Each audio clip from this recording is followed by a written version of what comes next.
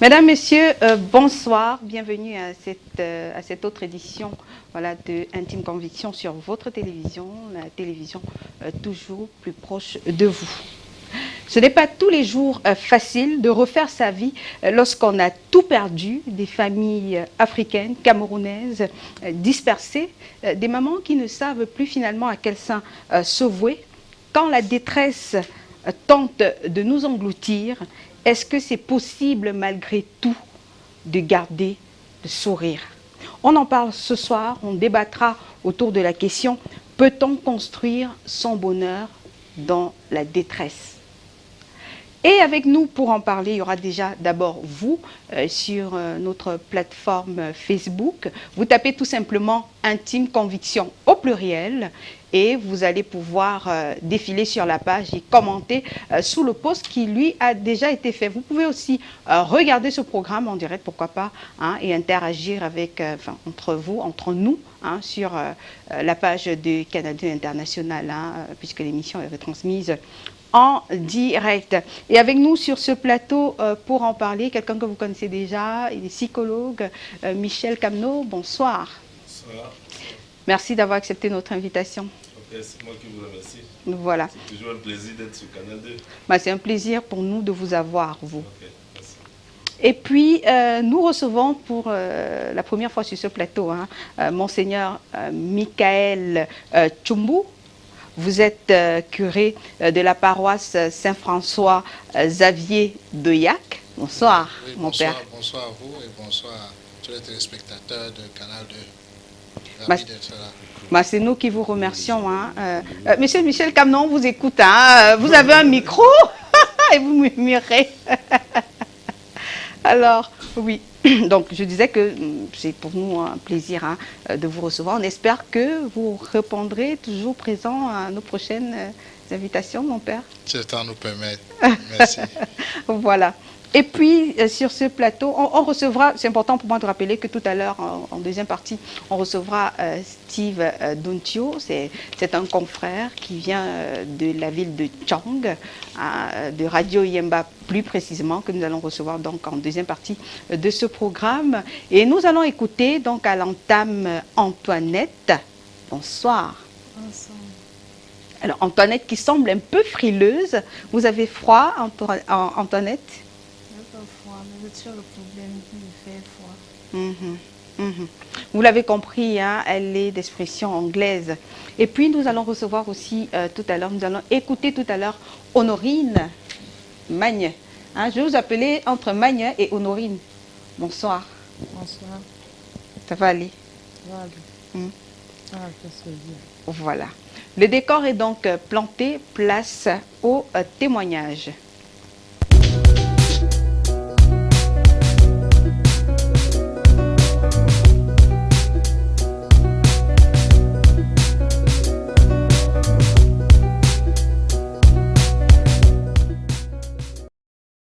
Alors, je vais débuter avec vous, Honorine, hein, ou plutôt Magne. Vous savez ce que ça veut dire, Magne?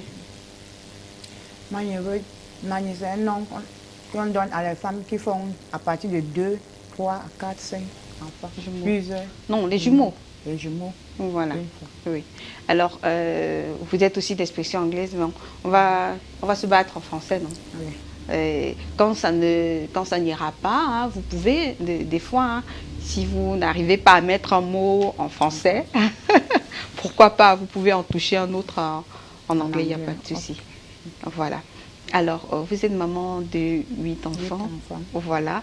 Vous avez fait 2 fois des jumeaux quadruplés. 2 fois des jumeaux. J'ai fait deux garçons avant de faire 4 filles. Vous avez fait 4 filles.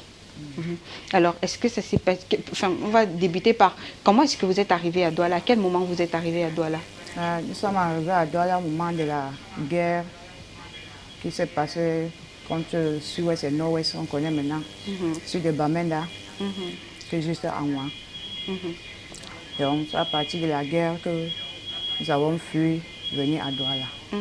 Vous êtes venu chez qui à Douala? Je suis venu chez mon oncle maternel. Ah, vous l'aviez prévenu que vous veniez? Non, mais en cours de route. On les quittait en cours de route avant qu'on a eu à lui téléphoner que nous sommes en train de venir, c'est mauvais de nos côtés. Il a dit que non, il connaît que c'est mauvais vers chez nous. Si Dieu nous a déjà protégés, que nous sommes sortis à ce niveau de venir, ok, il est en train de nous accueillir. Alors, vous arrivez donc à Douala. Vous aviez déjà les quadruplés? Non, Pas encore. pas encore. Ça n'a pas été une grossesse facile. Tellement difficile, ce n'était pas facile. Vous pensez à faire votre dernier accouchement? Dernier accouchement, Oui. oui, en espérant avec une fille, que je me retrouve à 4 filles. Comment est-ce que vous avez réagi quand ils vous ont dit, malgré vos conditions précaires, que vous deviez avoir 4 enfants? Vous avez réagi comment? Vraiment, ce n'était pas facile de comprendre que, étant femme, on connaît, tu connais comment, étant enceinte, d'abord les difficultés que tu as. Oui. Alors, pendant que vous êtes en train de nous raconter, donc on va pouvoir avoir de l'autre côté, pendant que nous écoutons Honorine, les images, les images de la maison que nous avons pris avant ce programme. Oui. Alors, oui, ce n'était pas facile quand vous avez appris la nouvelle. Quand j'ai appris que je porte 4 bébés au lieu de 1. Bon, j'avais beaucoup de pensées, de soucis. Ça me dépassait parce que je comptais que j'ai d'abord d'autres derrière qui me dépassent. Et maintenant, 4, comment je dois commencer? Je dois commencer par où? Je dis à Dieu qu'avec ça, je ne suis même pas chez moi. Je suis d'abord hors où je ne sais pas où commencer. Et ce n'était pas facile. Ouais, ce n'était pas facile. Alors, oui, parce que de toutes les façons, comme on va voir sur les images qu'on nous propose de l'autre côté là-bas, on va voir comment les enfants, au quotidien, ce n'est pas facile avec toute cette famille-là. Alors, quand vous avez accouché, on a dû les placer dans la couveuse. Ils étaient à la couveuse 2 semaines. Et on me les donnait aussi 2 semaines. J'ai fait un mois en bingo. Et quand vous revenez à la maison, et à un moment donné, il y a des enfants qui ont manqué d'air. Qu'est-ce qui s'est passé? Quand nous sommes sortis de l'hôpital, à la maison, ce n'était pas aussi vrai. Ils étaient toujours malades. De temps en temps, ils ne tombent jamais malades un seul. Dès que l'autre commence aujourd'hui, demain l'autre attrape. Demain l'autre commence aussi. Donc tous les 3, on était toujours à l'hôpital, à la maison, à l'hôpital, à la maison, à l'hôpital. Ils ont pris le sang, on a transféré le sang. Ils étaient dans l'oxygène. Donc, ça menaçait beaucoup. Beaucoup, au cas qu'il fallait que je parte, moi, demander de l'aide en route, dans les quartiers, dans les marchés. Alors, il y a un qui est décédé. Vous avez fait 4 enfants, mais il y a un qui est décédé, Il y a un qui est décédé à la naissance. Le dernier. Il a fait 3 jours à la couveuse. Il est décédé. Pourquoi? Ils vous ont expliqué? Oui, on m'a expliqué que parce qu'il était trop petit et il n'avait pas... Bon, peut-être malheureusement on ne pourra pas avoir les vidéos. C'est quand même dommage qu'on ne puisse pas avoir ces vidéos-là. Et puis, vous avez... à quel moment est-ce que vous vous décidez à aller dans les marchés pour mendier? Au moment que ils avaient 5 à 6 mois, ils rampaient déjà. Ils avaient le problème, la maladie aussi, comme ils menaçaient beaucoup. C'est au moment où j'ai commencé à aller en rue le jour où c'était à l'oxygène là. C'était difficile. Parce qu'à l'hôpital, on te donne la facture de bébé 1, bébé 2, bébé 3. Il n'y a pas de facture que voilà ta facture. Donc quand ça venait, ça m'a vraiment touché. Je les ai même laissés à l'hôpital et aller en route pour demander de l'aide que mes enfants sont malades, ils sont couchés à l'hôpital. Ce n'est même pas un, ils sont jusqu'à 3, et 2 mois. Je me suis mis à demander, les gens qui me donnaient les 500, ceux qui donnaient 1000 francs, ceux qui donnaient même 5000. Je disais seulement que Dieu va te bénir. C'est ça que j'ai pris et suis parti à l'hôpital avec. En allant, j'ai acheté le gâteau pour les 2 garçons là, parce que j'étais à l'hôpital avec les 2 garçons là depuis que quand j'ai appris que j'avais 4 bébés, ils ont laissé l'école parce qu'ils sont en deuxième année, ils sont en forme tout. Ah, les enfants ne vont pas à l'école? Non, les 2 garçons là ne vont Ils ont plus quel à âge? l'école. Ils ont 12 ans. C'est avec quand ils portent, l'autre porte un, l'autre porte l'autre, je porte un. À la vaccination, c'est avec eux. Ou que je pars, c'est avec eux. C'est pour ça qu'ils ne partent pas à l'école. Ils sont entrés. Mais il dit que qu'ils mettent à la tête qu'ils vont aller à l'école, qu'ils ne mettent pas qu'ils ne doivent pas aller à l'école. Qu'ils l'aident leurs soeurs. Dès qu'ils vont marcher, ils vont partir à l'école. D'accord. Ils vous posent des questions, des fois, les garçons? Oui. Quelles questions? Des fois, eux me posent des questions. Ils demandent que maman, est-ce qu'on va encore fréquenter? Ça fait 2 ans qu'on n'a pas fréquenté. L'année passée, tu étais enceinte, on n'a pas fréquenté. L'année, c'est maintenant. Il y a les sœurs, on ne fréquente pas. Est-ce que nos amis nous demandent pourquoi on ne vient pas à l'école? On ne parvient pas à aller. J'ai dit que non, tu leur dis que vous allez venir à l'école. Que vous allez aider votre soeur. Quand vos soeurs vont grandir, vous allez revenir à l'école. Souvent, ils demandent aussi, ils me posent aussi des questions, qu'au moment où l'argent va sortir où. Souvent, pour les déranger, je dis que oui, quand les soeurs seraient déjà grands, ils vont vendre un. Ils vont vous envoyer à l'école. Oh. Et reste aussi, ils me regardent. On se parle comme ça, on passe. Mais il y en a qui vont à l'école parmi eux? Mais il y a l'autre petite qui part à l'école. Qui vont à l'école.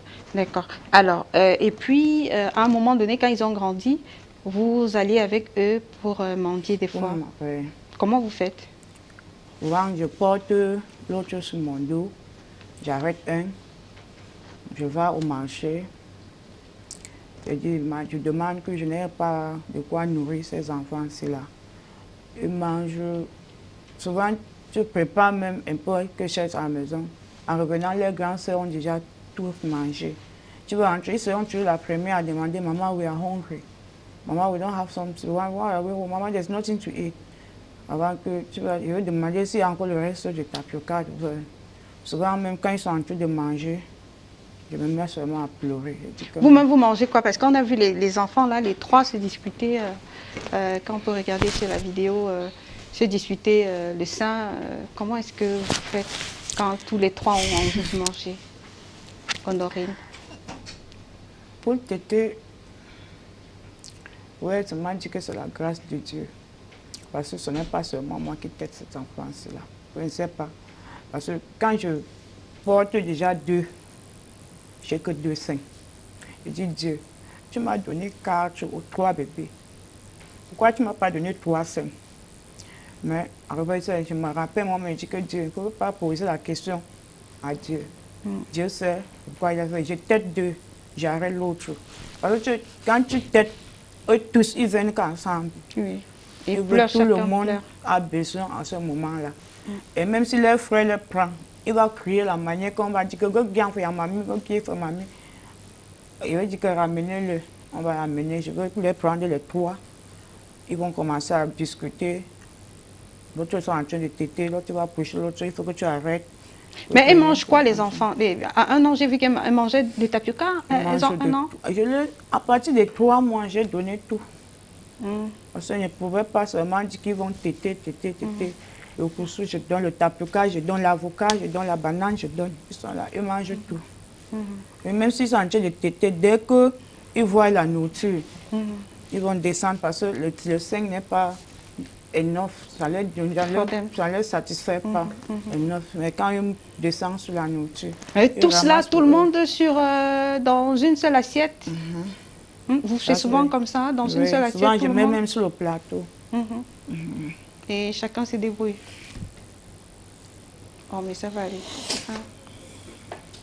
Oui. Ça va aller. Ce n'est pas tous les jours facile pour tout le monde. Aujourd'hui, quels sont les besoins? Vraiment,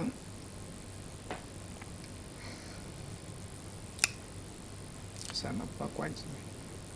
Parce que ça me manque, les mots me manquent. Je souffre vraiment avec cet enfant-là. Je ne peux même pas vous tenir la main avec ces dommages. Je m'en manque. Vous cultivez aussi, on m'a dit, les champs, Oui. vous faites les champs. Je fais dans le Waterleaf. Mhm. Souvent, même les pauvres champs avec eux. Ouais, si. Je leur mets le travail, ils ramassent n'importe quoi, ils mangent. Même le soir, ils mangent même la terre. Les bâtons, j'arrête de dire que ouais. Ah. Ouais, on vient dedans. Le jour qu'il y a un peu de légumes, je fais dedans, je mange. Oui. Souvent, même, il y a même totalement rien. Oui. Ils vont téter toute la nuit là. Téter en tirant, téter en pleurant, téter en debout. Tu prends ceci, tu prends l'autre chose. Souvent, sa soeur se lève, mon mari prend l'autre chose, on se débrouille. Je ne fais que se forcer que tête. Je n'ai même pas de seins que je dis que Dieu. Même les seins là ne sont même pas énormément. Je dis que les femmes qui ont les gros seins, pourquoi tu ne leur as pas donné cet tas d'enfants, c'est à eux. Ça me dépasse. Oh, vous m'avez fait sourire quand même. Ah, c'est pas parce qu'on a des gros seins que le lait coule aussi facilement, Honorine. Alors, on va prendre la première réaction du panel. Moi, je m'aurais posé la question comme ça au père Michael Tchumbu. C'est Michael ou Michael qu'on va dire? Michael Tchumbu. Alors, dites-nous, mon père, quand vous avez, quand vous avez des cas comme ça, des personnes comme ça qui viennent vous rencontrer et qui ne semblent pas avoir de voie de secours, qu'est-ce que vous faites? Je pense que la première chose, c'est l'écoute. Je parle sous le contrôle de psychologue ici. C'est d'abord l'écoute, parce que c'est l'écoute qui humanise la personne, qui lui donne la permission de partager son expérience et de comprendre que ce que je suis en train de vivre n'est pas un scandale. Je peux le partager et à partir d'ici, je peux trouver une solution. Ils viennent nous voir certainement en espérant qu'il y aura quelque chose, peut-être une boîte de riz que paroissien a laissé par là. Mais je pense que réellement, ils viennent pour qu'on puisse les aider à mieux comprendre ce qu'ils vivent. Voilà, parce qu'en comprenant ce qu'ils vivent, ils s'humanisent plus et ils peuvent mieux réfléchir. Et avec eux, on essaie de trouver des solutions. Voilà. Super. Alors, parce que quand c'est un programme spécial, à chaque fois comme ça, j'espère, hein, il y a des réactions comme ça qui arrivent. Tout à l'heure, par exemple, il y a Rosette qui envoyait un peu de quoi pour les enfants, hein, qui a envoyé des céréales pour les enfants, vous les donnera tout à l'heure. Il y a Walter Kwadiake, voilà, les cadres en entreprise, hein, qui certainement reviendra vers vous, les mamans, hein, pour vos enfants il est en train de nous regarder en ce moment. Moi, je m'en vais demander aux psychologues, au-delà de poser le diagnostic de ce qui se passe dans leur vie, qu'est-ce que le spécialiste que vous êtes pourrait leur dire? Déjà, si on écoute Mme Manibou, on a bien compte qu'elle évoque Dieu à au moins 5 reprises dans son récit. Ça veut dire qu'elle a l'impression que c'est le sort qui s'abat sur elle. Elle a l'impression qu'elle n'arrive pas encore à accepter la situation qui lui arrive. Et c'est pourtant la première étape. Il faut déjà accepter que Dieu a voulu que ce soit comme ça. Dieu a voulu que ça vous arrive comme ça. Et que Dieu a un plan également pour ça.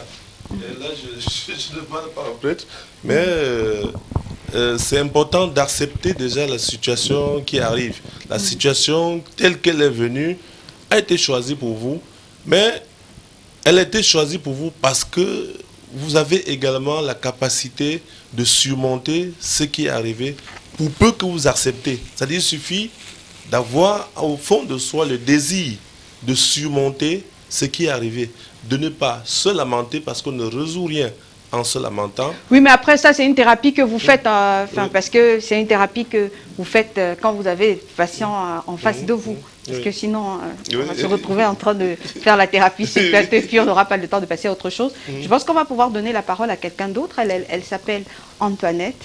Antoinette qui des fois garde des choses en elle. Elle ne sait pas forcément les dire comme il faut. Hein. Antoinette, dira son histoire à sa façon. Vous allez excuser un peu les maladresses. Hein. Elle va s'exprimer à sa façon comme elle est. Hein, en planète. Votre histoire a débuté il y a 2 ans. Je sors de Bamenda. Je sors de Bamenda. Quand j'étais à Bamenda, j'étais avec mon mari à Bamenda. Oui, Il en est planète. sorti le matin qu'il partait au travail. On a tué en route. Donc il s'est sorti maintenant parti au village chez la mère. On a brûlé aussi la maison à Bamenda avec toutes les choses dedans. Je suis restée au village. J'étais enceinte. On a tué mon mari le 30 avril. Je suis accouchée le 4 mai. Ah, vous avez accouché 1 mois après. Oui.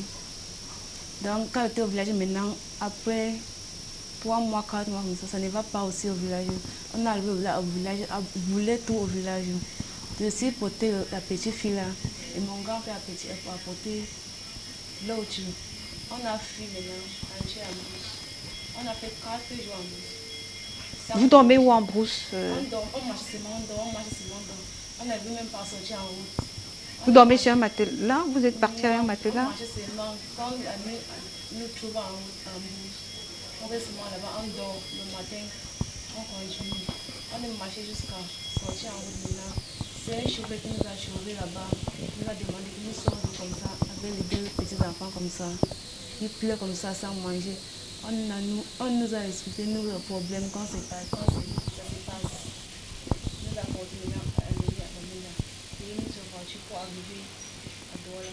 Donc c'est Manjo qui nous a aidés pour arriver ici à Douala. Quand nous sommes arrivés à Douala, on a dormi à l'agence.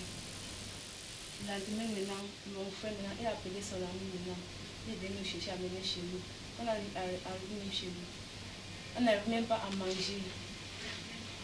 Après, mon frère prêtait le pouce. Il parlait de marché, il travaille un peu. Quand il rentre maintenant, s'il y a un peu, le reste de l'argent, il me donne un peu, il achète même quelque chose, donne à les enfants manger. Pendant la guerre, maintenant le corona a venu gâter tout.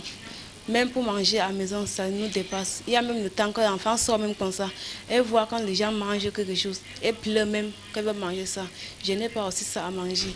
Quand je vois tout ça, je pense que s'il y avait mon mari, c'est que tout ça ne peut pas arriver. Elle pleure comme ça, il peut me sortir, je demande même le riz, je prépare même le riz. Sans le sel, sans l'huile, tout ça. Je donne à l'enfant, elle mange. Quand elle mange comme ça, elle voit qu'il y a les gens dehors qui mangent les choses bien. Elle entre dans le maman, pourquoi les gens préparent les choses bien comme ça et moi, je prépare seulement le riz blanc comme ça. Je dis que mon enfant, maintenant qu'il n'y a pas, on va faire. Et comment? Elle a quel âge? Elle a 4 ans. L'autre a 1 an, 9 mois. Ah, vous avez 2 enfants? 2 enfants, oui. Et le petit dernier enfant là, elle est constamment malade. La dernière fois qu'elle est tombée malade, je partais toujours à l'église. Donc c'est le père à l'église qui nous a aidés à l'église. Donc elle m'a envoyé à l'hôpital. Et il a fait tout à l'enfant là qui était malade jusqu'à aujourd'hui. L'enfant souffre de quoi? Elle a la typhoïde, elle a aussi la rate. Là? La rate. Quand elle s'est partie à l'hôpital, l'enfant là, si le père était passé, que je ne même pas l'enfant là encore aujourd'hui. She was almost dying before today like this. If the father was not there, like the child is not even there, like she died. Et qu'est-ce que vous faites le soir quand vous êtes avec elle? Vous occupez vos journées à quoi? Doing nothing. Pourquoi vous ne faites pas un commerce ou bien vendre les tomates, les arachides grillés, par exemple? Même 500, nous n'avons pas pour faire le marché avec. Parce que pour commencer ça, il faut que tu pas acheter d'abord avant de venir faire ça. Donc, on n'arrive même pas à faire tout ça. Même quand j'étais à l'hôpital, pour manger même ça me dépassait. Je sors comme ça, je sors à la barrière, je demande même quelque chose pour venir donner à l'enfant pour qu'elle mange. Jusqu'à aujourd'hui, je demande. Demandez à la barrière à qui? Quand je vois quelqu'un, peut-être quelqu'un vend quelque chose à la barrière, je demande peut-être si tu peux m'aider quelque chose, je ne pas donner à mon enfant qu'elle est malade à l'hôpital, elle mange. Si elle me donne quelque chose, je ne pas lui donner. Moi-même, je ne mangeais même pas. Je regardais seulement l'enfant là jusqu'à aujourd'hui. Il y a même le jour qu'on passe toute la journée sans manger quelque chose à la maison. Les enfants, comment ça les enfants passent sans manger? Est-ce que c'est possible? Les enfants restent comme ça, ils pleurent. Quand ils pleurent trop comme ça, ils sortent maintenant avec mes enfants. Je n'ai pas demandé. Quelqu'un peut me donner le riz. Quand j'avais demandé la marmite, ma voisine m'a donné une marmite. C'est ça que je débrouille avec ça à la maison. Et l'autre m'avait donné le matelas. Ah, vous avez une seule marmite. Une seule marmite avec une matelas, un petit matelas. Vous Maintenant, préparez c'est pas aussi- les sauces? Non. Je saute que le riz. Il y a même le temps que je n'ai même pas le riz là pour sauter. Quand je demande, on me donne, je prépare ça, je donne à les enfants, ils mangent. Vous préparez sur quoi? Je mets seulement le riz au feu, je mets, si j'ai l'huile rouge, je mets l'huile. sur le gaz. Je passe le gaz. I'm cooking with using sawdust pot. What is the spot, mon père? La suie. Pardon? La suie. Ah, la suie. Ah, le copeau. Ok. Mhm. That's what I'm using to Qui cook. vous donne ça? Je demande aussi aux voisins. Mhm. Il y a même temps que je demande comme ça. Elle va préparer. Il faut que j'attende d'abord et finir d'abord de préparer avant que je prépare. Si j'ai quelque chose à préparer, je prépare maintenant. Ah, vous préparez sur son reste de feu. Hein? Oui, Vous avez des plats, non? Ah. on n'a pas de plat. Les enfants, les actes de naissance, est-ce qu'elles ont des actes de naissance? Oui, Vous avez pu faire quand même. Hein? oui. Et le père vous a aidé à faire, quand je dis le père, le prêtre vous a aidé à faire votre carte nationale d'identité, vous n'en aviez pas? Oui, le père m'avait aidé pour faire ça. Et hier, par exemple, vous avez mangé quoi à la maison? Qu'est-ce que vous avez préparé pour les enfants? Hier, je n'ai même pas préparé. J'ai acheté seulement le tapuka de 100 francs et le sucre de 50. Je mets dans le donner aux enfants qu'ils mangent. Je n'ai même pas mangé. Vous n'avez pas mangé? On n'a pas mangé. Je ne comprends pas. Je n'ai pas mangé. Même quand je regarde comment les enfants mangent, ils mangent comme ça, ils pleurent même toujours. Ça me fait même quelque chose. Je peux même pas, j'ai même pas encore l'appétit. Même si j'ai ça pour manger, je n'ai pas encore l'appétit pour manger ça.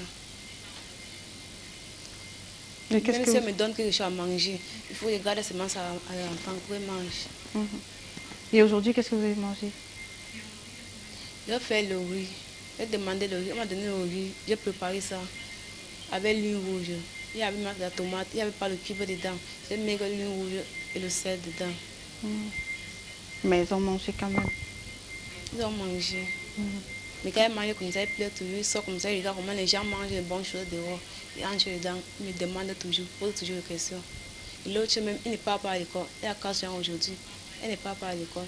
Chaque fois, elle me demande. Parce que tout le monde part à l'école. Elle est là, elle est à la maison, elle ne part pas. Quand elle voit les gens partir à l'école comme ça, elle pleure.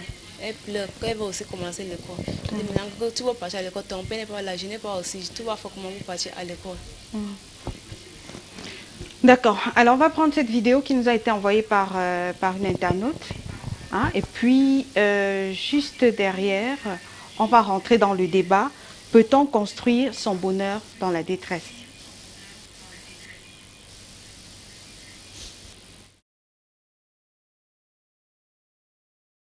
Dans la mesure où le bonheur est... Pour moi, nous pouvons bâtir un bonheur dans la détresse. Dans la mesure où le bonheur est essentiellement utopique. Cela dépend de tout un chacun. Chacun vit son bonheur comme il entend. Chacun perçoit son bonheur comme il entend. Parce que tout un chacun ne peut pas dire... En fait, une personne ne peut pas dire je détiens mon bonheur ceci. Je détiens mon bonheur ici. Personne ne peut détenir mon bonheur. Pour moi, nous pouvons bâtir un bonheur dans la détresse. Dans la mesure où le bonheur est essentiellement utopique. Cela dépend de tout un chacun. Chacun vit son bonheur comme il entend. Chacun perçoit son bonheur comme il entend. Parce que tout un chacun ne peut pas dire... En fait, une personne ne peut pas dire je détiens mon bonheur ceci. Je détiens mon bonheur ici. Personne ne peut détenir mon bonheur. Peut-être moi, mon bonheur peut être que j'aurai peut-être 1 milliard. Là, c'est mon bonheur. Pour certaines personnes, et que quand je vais fonder ma famille, c'est là où j'aurai du bonheur. Ou bien quand je vais manger, c'est là où j'aurai mon bonheur. Donc le bonheur dépend de chacun.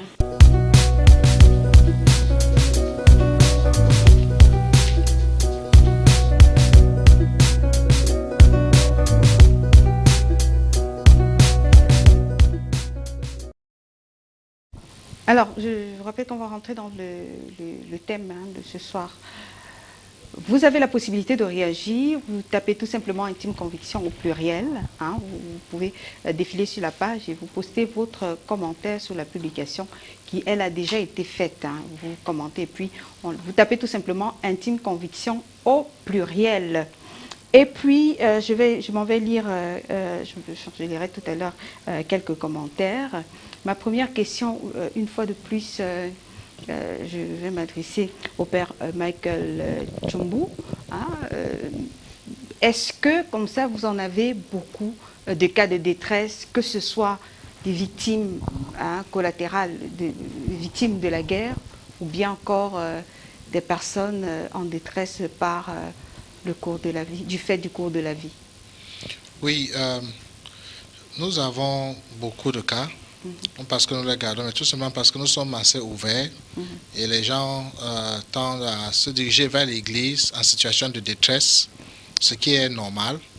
Et surtout dans l'archidiocèse de Douala, l'archevêque a mis sur pied tout un programme pour venir en aide aux ceux qui sont dans les besoins, surtout nos frères et sœurs venant de deux régions.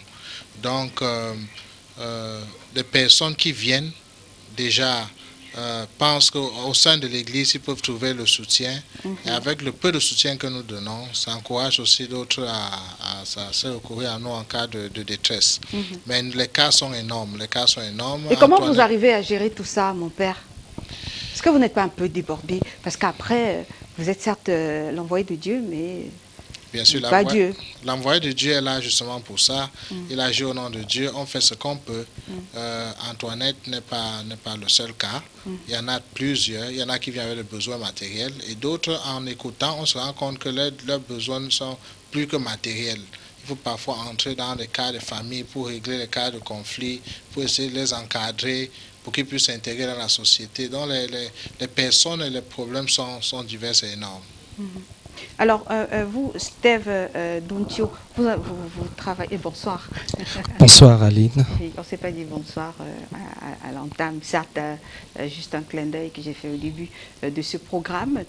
Du côté de Tchang, là-bas, qui est quand même une ville limitrophe, on va le dire ainsi, vous recevez aussi dans le cadre de l'exercice, vous nous avez dit, beaucoup de personnes qui sont en détresse comme ça, qui n'ont nulle part où aller. Oui, Aline, je voudrais dire que le cas des deux dames de ce soir, c'est des cas que nous avons au quotidien, particulièrement dans le département de la Ménois, des Bamboutos et de la Mifi, pour ce qui est de la région de l'Ouest. Parce que, voyez-vous, c'est des zones qui sont très proches de la région du Nord-Ouest et du Sud-Ouest. Voyez-vous, j'ai été très content déjà de la réaction de la jeune dame qui était là tout à l'heure, qui n'a pas parlé d'une chose, de la prostitution. Parce que, croyez-moi, depuis le déclenchement de la crise anglophone, la prostitution a gagné un véritable terrain dans la ville de Tchang. Ça résulte bien évidemment de la précarité, de la misère dans laquelle vivent donc ces familles, particulièrement les jeunes filles. Est-ce que, enfin, je veux dire que vous, dans le cadre de l'exercice de votre métier, est-ce que vous recevez beaucoup de personnes qui viennent vous voir parce qu'elles ont faim, parce qu'elles n'ont pas d'abri? Oui, quelquefois, oui. On a déjà eu à recevoir ce genre de personnes. Mais je parle de vous particulièrement. Oui, moi particulièrement, j'ai eu à voir ce genre de personnes, mais ce sont des cas isolés. Déjà, je fréquente quelques coins. Je travaille avec certaines ONG dans la ville de Tchang et c'est dans ce cadre-là qu'on a eu à recevoir ces personnes. Et comment vous les accompagnez? Comme le père l'a dit tout à l'heure, en dehors des moyens financiers dont ces victimes ont besoin, il y a... Non, mais moi je veux savoir, vous, vous et vos ONG, comment est-ce que vous déployez, vous? Il faut bien évidemment qu'on les assiste. Oui, il faut bien évidemment qu'on les assiste. Il y a déjà...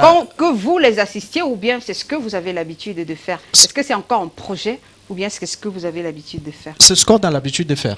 C'est ce qu'on a l'habitude de faire. Il y a plusieurs familles qui ont reçu des aides de certaines ONG où je suis membre. Je ne voudrais pas donner le nom de quelques-unes ici.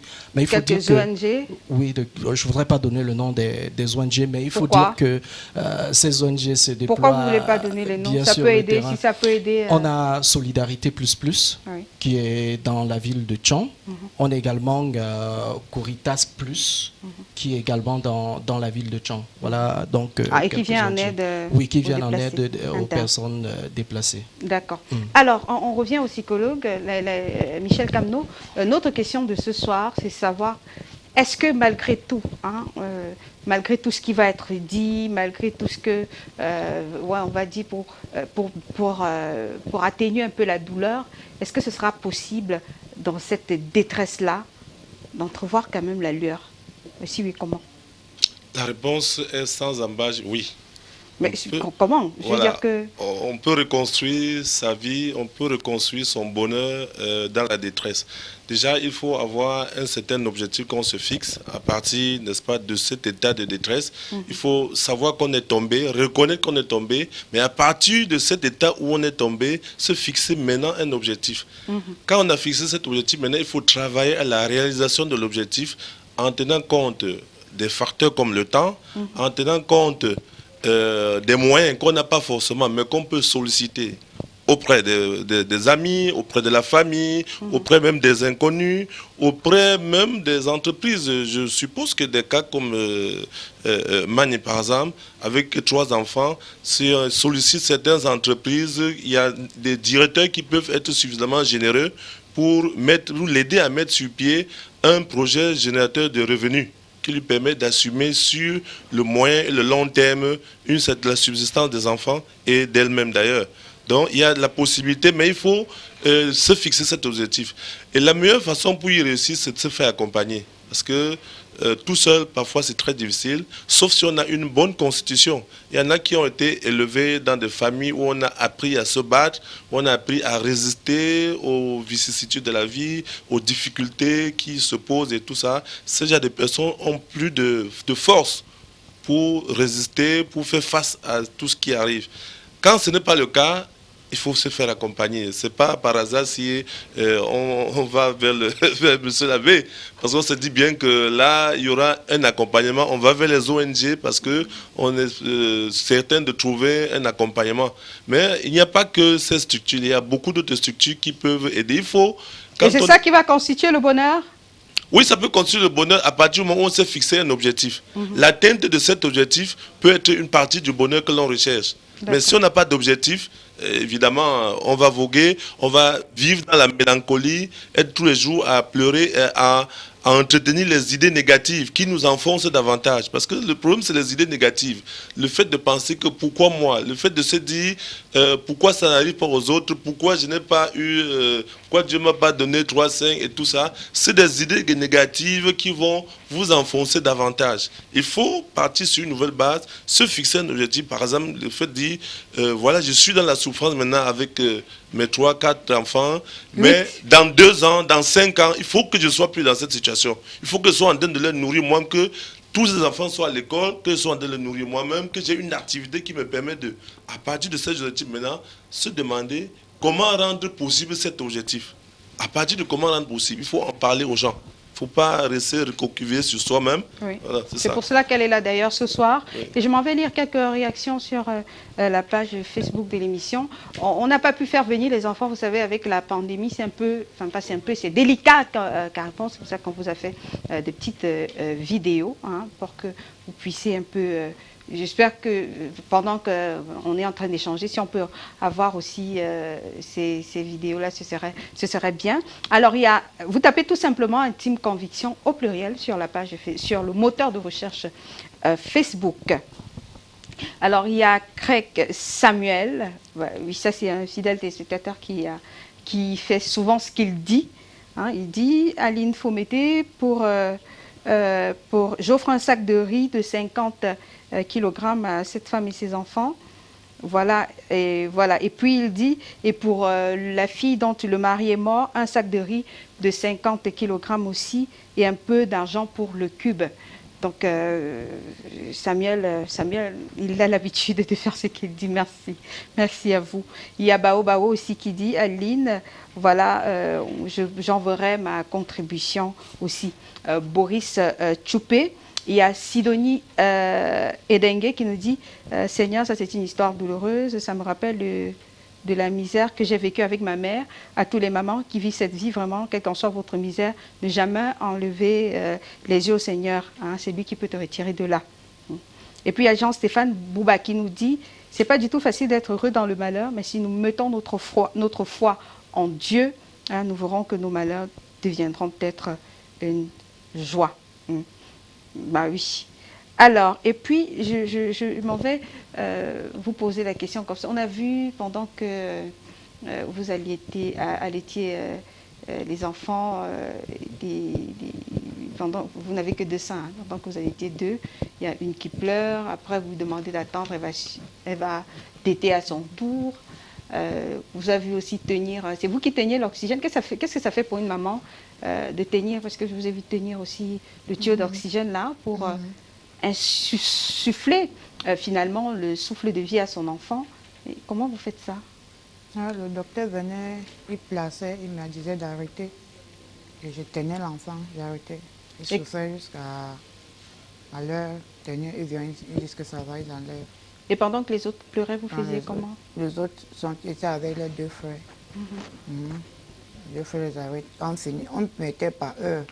On met pour l'autre, je tiens, ça finit par l'autre. Il y avait un moment que les 2 autres, il fallait à 2 moments là pour les 2. On doit les mettre les 2. J'ai dit que oui. L'autre garçon pouvait tenir celle-là, parce que celle-là, la deuxième là, elle pleure, mais elle ne dérange pas à tout petit comme l'autre. Donc je l'ai donné le deuxième là, elle a tenu son oxygène, j'ai tenu la première.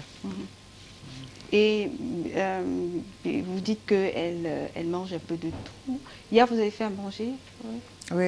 Oui, forcément, tous les jours. Hier, elle fait le couscous avec le gombo. Vous préparez beaucoup le couscous? Beaucoup. Ce sont beaucoup. Je prépare à partir de 4-5 boîtes de maïs une fois. Il y a combien de personnes dans la maison? Les enfants sont à 8 plus mon mari et moi. Mon petit frère, c'est là. Il loue aussi un peu, mais quand je prépare, je dois envoyer un peu sa part. Mais qu'est-ce qui fait votre mari? Mon mari, quand il avait accouché, il ne travaillait pas. Il était enceinte là. Il sait que vous alliez souvent mendier dans la rue? Oui, souvent quand je pars, il voit, il comprend. Quand il revient, il est souvent dépassé, il parle, il me dit que pourquoi je fais ça. Je lui ai dit que je dois faire, je ne dois pas faire, les enfants vont faire comment. Quand je pars, il y a les gens de bonne volonté qui me donnent.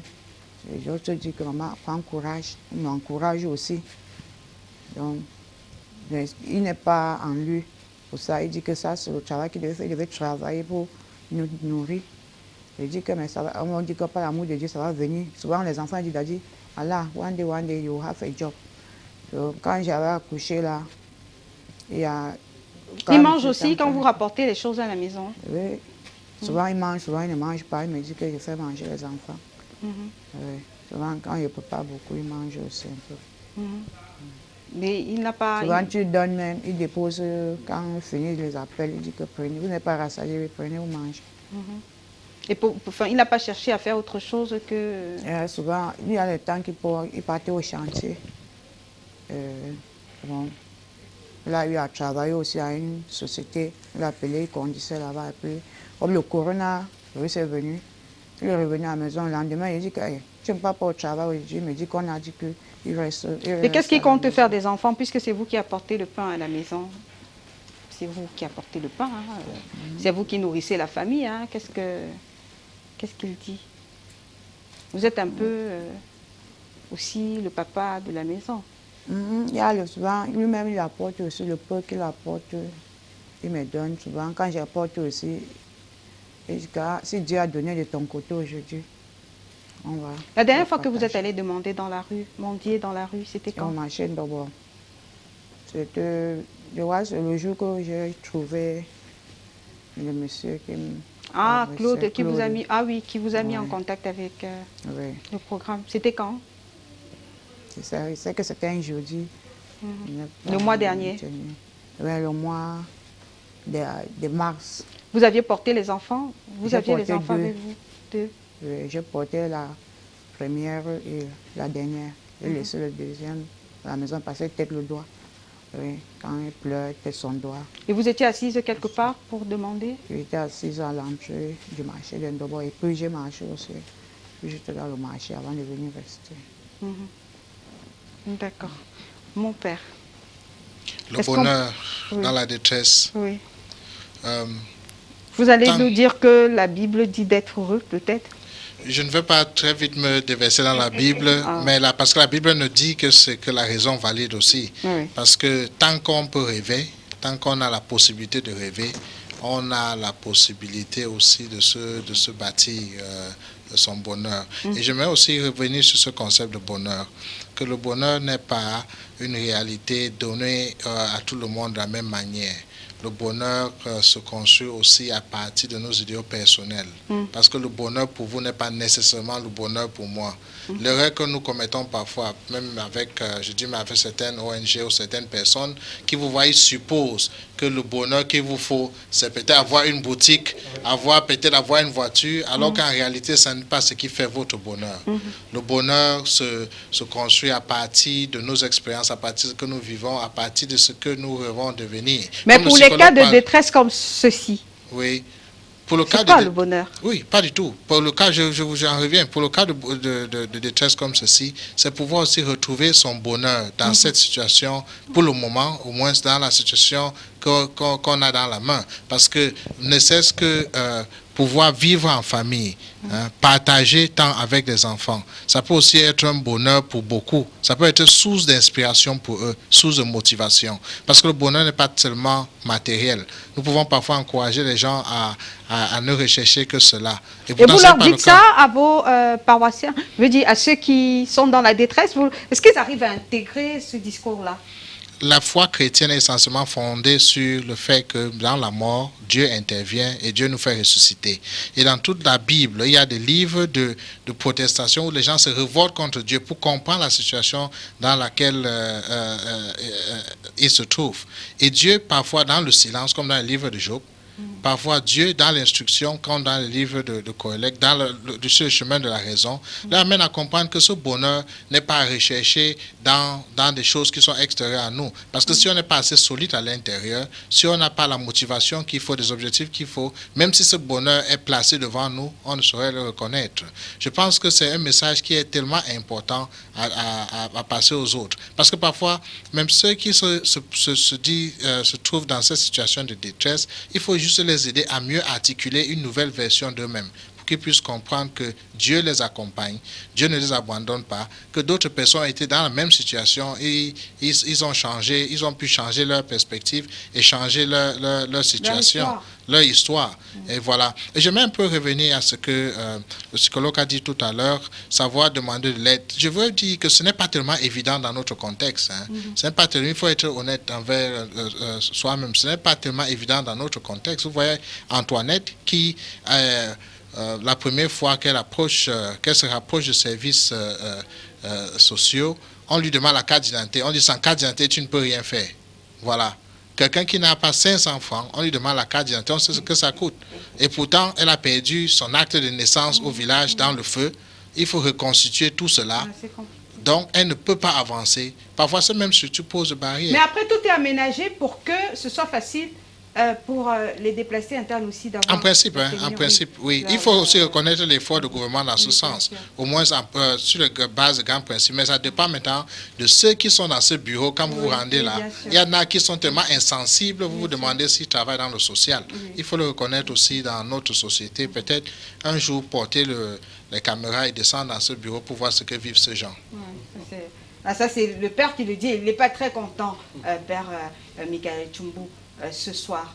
Alors, peut-être le psychologue dit un mot avant qu'on ne reçoive encore Antoinette. Effectivement, je voulais toujours revenir un peu sur cette notion de bonheur.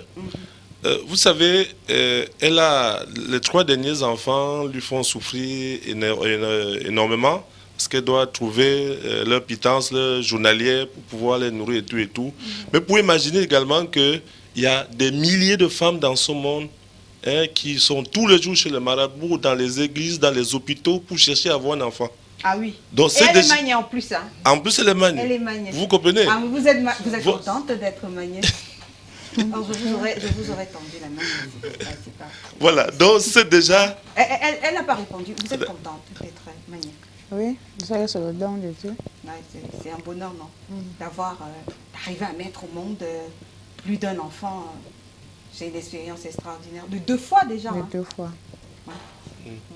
Donc j'étais en train de dire... Elle devrait voir ça déjà comme quelque chose de positif. C'est ce que je voulais exprimer, madame. Ça dit que c'est déjà une grâce de Dieu. C'est une grosse chance que d'avoir, même avoir eu cette maternité, d'exprimer cette maternité, n'est-ce pas, par tous ces enfants que Dieu vous a donnés. Maintenant, comme dit la plupart, n'est-ce pas, des grands psychologues, Napoléon et tout ça, en fait, la situation que vous vivez vous prépare à un succès que vous n'arrivez pas à voir encore.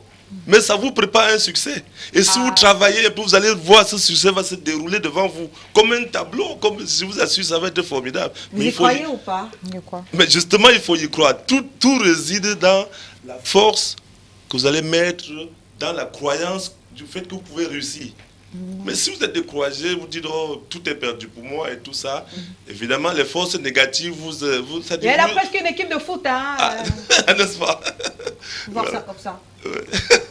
Donc madame, c'est pareil pour l'autre, vraiment croyez en vous, hein. Il y a les forces positives, les forces divines qui sont là pour vous aider, pour vous accompagner à ce que le succès, la réussite qui est cachée sous vos yeux pour l'instant, par la douleur, par la difficulté, les forces sont pour vous accompagner pour que ça s'ouvre enfin et que vous soyez dans le bonheur. D'accord. Alors, dites-nous, Steph, est-ce qu'on peut savoir, parce qu'il y a des gens qui regardent le programme et qui disent « Ah ben tiens, du côté des gens aussi, ils nous accompagnent. » Mais comment est-ce que on rentre en contact avec vous, vous joignez peut-être à la radio, Radio Yamba? Oui, il y a une association qui est basée à Radio Yamba, l'association Kangon. J'ai oublié de la nommer tout à l'heure. C'est une association qui fait beaucoup pour les personnes déplacées dans la ville de Tchon et dans le département de la Ménois. Cette association a déjà eu à organiser plusieurs séminaires de formation à l'intention de ces personnes déplacées pour les permettre de rebondir. C'est-à-dire, on essaye, oui, de devenir autonomes. On les forme peut-être dans la fabrication des glycérines, huiles et autres. Et après, on met à leur disposition le nécessaire pour qu'ils se relancent. Donc, ils peuvent donc nous contacter à Radio Yamba également. Voilà, de toutes les façons, Oui. si vous passez par la messagerie privée de l'émission, on vous mettra en contact avec Steve Dontio. Merci d'être passé par ici. Merci. On va recevoir, juste derrière la transition, on recevra encore Antoinette, hein, parce qu'il y a une petite surprise de la part de Rosette.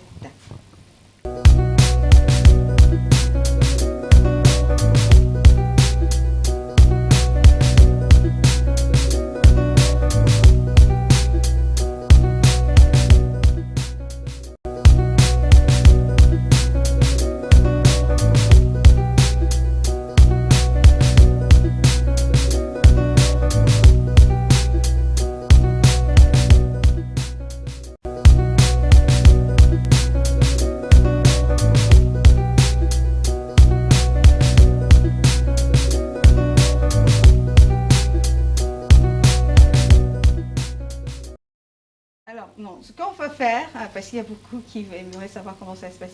Si vous arrivez à voir le numéro de téléphone qui est épinglé au haut de la page Facebook de l'émission, vous tapez tout simplement Intime Conviction au pluriel. Vous verrez un numéro de téléphone qui est épinglé au haut de la page. Hein. Vous pouvez nous contacter à travers ce numéro de téléphone ou encore vous rentrez dans la messagerie privée de l'émission. Et on est en train de conclure. On va donner d'abord pour sortir la parole au psychologue, parce qu'il y a beaucoup de personnes qui pourraient savoir, qui vous disent que elles sont dans la même situation. Hein. Un message pour elles. Vous allez regarder peut-être la caméra en face de vous. Hein. Un message pour ces personnes-là. Alors, pour les personnes qui sont sur le plateau, c'est ça? Pour les- Pour les personnes qui vous regardent en Oui. ce moment, qui peut-être sont dans la même situation que celles qui sont sur le plateau. Ok. Ce que j'aimerais dire à ces personnes qui sont en détresse, qui sont dans la difficulté, c'est que la première chose, c'est qu'il faut croire en soi. La deuxième chose, il faut être capable de reconnaître la situation dans laquelle on est.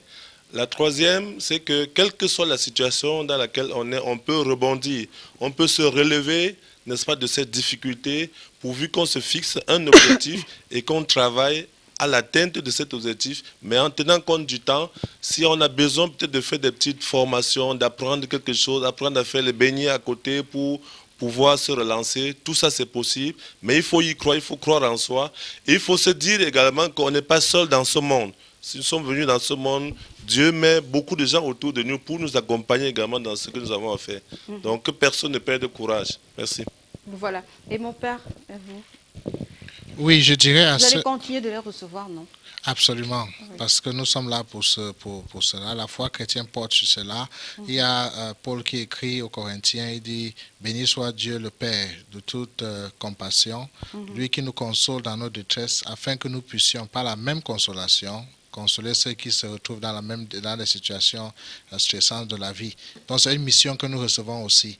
Quand vous vivez les situations difficiles, sachez que c'est une mission. Vous êtes appelés à être sensible aux besoins de personnes comme vous qui se retrouvent dans des situations pareilles. Ça, c'est important. Il faut le comprendre dans la vie. Parce que des personnes qui appellent maintenant pour vous soutenir, c'est des personnes aussi qui ont reçu quelque part. Et je pense que ça suscite aussi un élan missionnaire dans le cœur de chacun de nous pour pouvoir se retourner vers ceux qui ont besoin. Et n'oubliez jamais ce que le Christ nous dit dans la Bible, que Dieu a compté les cheveux sur la tête de chacun de nous. Aucun cheveu ne peut tomber sans son autorisation.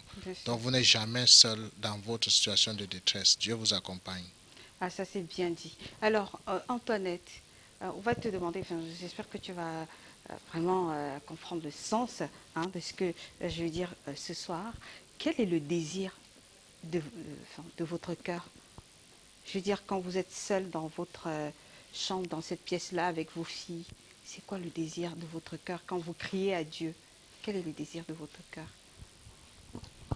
Le désir de notre cœur, c'est que je voudrais seulement... The desire of your heart. The desire of my heart. Yes. The problem is that I'm just trying a way to have something to feed my children with it. If I have something to feed them, I will be very, very happy. And I know God will help me to feed my children. Alors, est-ce que tu veux seulement, tu veux qu'on te donne du poisson ou bien tu peux faire quelque chose? Yes, I can do something. Il peut faire le marché, il peut faire même la friperie. Ah oui, tu vendais la friperie? Oui, je vendais la friperie avant à Bamenda, avant qu'on venait bouler tout à la maison. Donc, je peux encore faire ça maintenant, s'il y a le moyen de ça. Tu peux vendre la friperie? Oui. Alors, the desire of your heart, Honorine. Je sais que mon désir, c'est de travailler du champ, comme je suis dans le champ là. Donc, j'ai vraiment, Dieu me donne la force là, et que je peux bien cultiver pour les nourrir avec. Je dois continuer à le faire. Et que je vais proposer aussi un travail à mon mari. Parce que le chauffeur, il faut que les enfants aillent à l'école. Les enfants aillent à l'école. Il faut que les enfants aillent à l'école. Bien sûr, bien sûr. Nous avons dépassé le niveau de boîte de riz et de savon. Il faut les aider à s'intégrer dans la société. Justement, leur donner la possibilité de pêcher le poisson pour leur vie. Donc, on va acheter le watalif là. J'aime bien le watalif. Je pense qu'on va vous faire la recette, Honorine. On vous fera la recette. Alors, il y a une tata qui nous regarde très certainement, qui a donné des céréales pour les enfants. Donc là, c'est pour Antoinette. Et là, c'est pour vous, Honorine. Ce sont des céréales que vous allez pouvoir, ne serait-ce que pour quelques jours, en attendant que... on vous rendra compte de toutes les façons... pour les jours à venir, lors de la prochaine édition, on vous dira ce qui a été fait, on vous rendra compte des promesses des uns et des autres. Hein. On espère vraiment très fort hein, que des gens vont réagir. Alors, nous sommes en train de terminer. Je rappelle, vous allez tout simplement sur la page Facebook de l'émission. Vous verrez un numéro de téléphone qui est épinglé au haut de la page sur Facebook. Ou encore, vous rentrez dans la messagerie privée et puis vous aurez une réponse. Pour ce soir, donc, c'est terminé. Faites parler votre cœur. Vous pouvez entrer en contact avec ou Honorine ou bien Antoinette. Hein, voilà, il n'y a pas de souci à ce niveau. On va dire merci à Claude. On dira aussi merci à Kani, des personnes sans qui ce programme ce soir n'aura pas été possible. Vraiment, merci de nous avoir mis en contact avec ces magnifiques personnes. On va se retrouver lundi prochain quand il sera 21h30 pour une autre édition. Bonsoir.